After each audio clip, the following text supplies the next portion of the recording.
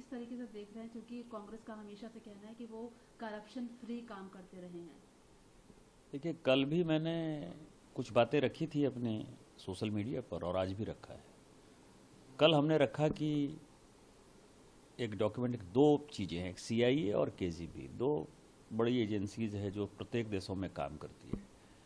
CIA की diary जो उसने अमेरिका भेजी और मित्रोखियन डायरी जो KGB ने रूस में भेजी। दोनों ये कह रहा है कि HKL भगत के नेतृत्व में कांग्रेस के 150 सांसद सोवियत संघ के पेरोल पर थे, उनसे पैसा लेते थे, उनको चुनाव लड़ाते थे, उनसे नीतियां बनाते थे।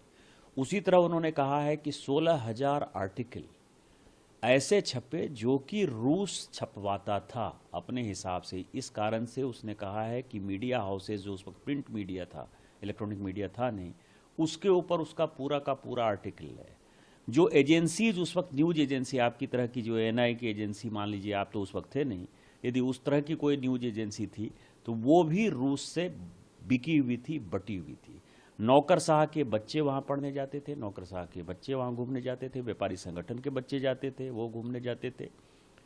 और एक और बातें कही कि सुभद्रा जोशी जो कांग्रेस की कैंडिडेट थी 77-80 में, उसने तो 5 लाख रुपया जो है उस जमाने में लिया 77-80 में चुनाव लड़ने के लिए जर्मनी से, और बाद में 1980 में उसको जर्मन इंडो फोरम का जो है अध्यक्ष बना दिया गया। तो पूरा का पूरा यदि देखेंगे तो लगता था कि सोवियत रूस से बिका हुआ जो है हमारा देश था गांधी फैमिली के नेतृत्व में। और आज जो मैंने कही, कई एक लोगों को लगता है कि ये जो है CIA का डॉक्यूमेंट है, CIA का डॉक्यूमेंट है, CIA सोवियत संघ को बदनाम करने के लिए कहता है। आज जो मैंने कहा है, आज उससे भी इंपॉर्टेंट बात है। 10 मई 1979 को राज्यसभा के अंदर डिस्कशन होता है। जो US के एम्बेसडर हैं मिखलिन, उन्होंने एक किताब लिखी है। उस किताब में जिक्र करते हैं कि श्रीमती गांधी को 2 बार उन्होंने पैसा दिया। इसके ऊपर राज्यसभा में पूरा डिबेट होता है।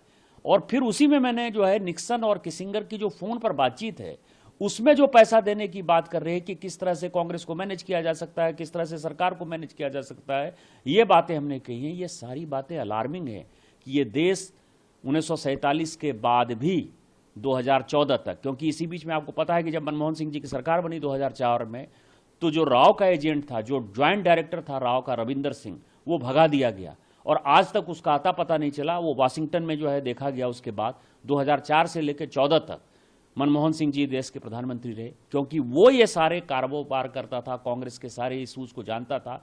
और जब कारण ये था कि RW में मेरे ही रिश्तेदार थे जो स्पेशल डायरेक्टर थे, अमर भूषण, उनको जो है पता चला, उन्होंने रविंदर सिंह को जो है जांचना जब स्टार्ट किया, तो जैसे ही ये सरकार बनी मई 2004 में, उसको भगा दिया गया। ये सारा दिखाता है कि 2014 तक, केवल 5-6 साल छोड़ दीजिए अटल बिहारी वाजपेयी जी का, तो ये सरकार या तो KGB चला रही थी या CIA चला रही थी। और कांग्रेस का पूरा गांधी परिवार इन्हीं 2 एजेंसीज की कठपुतली था, और ये देश के लिए दुर्भाग्यपूर्ण।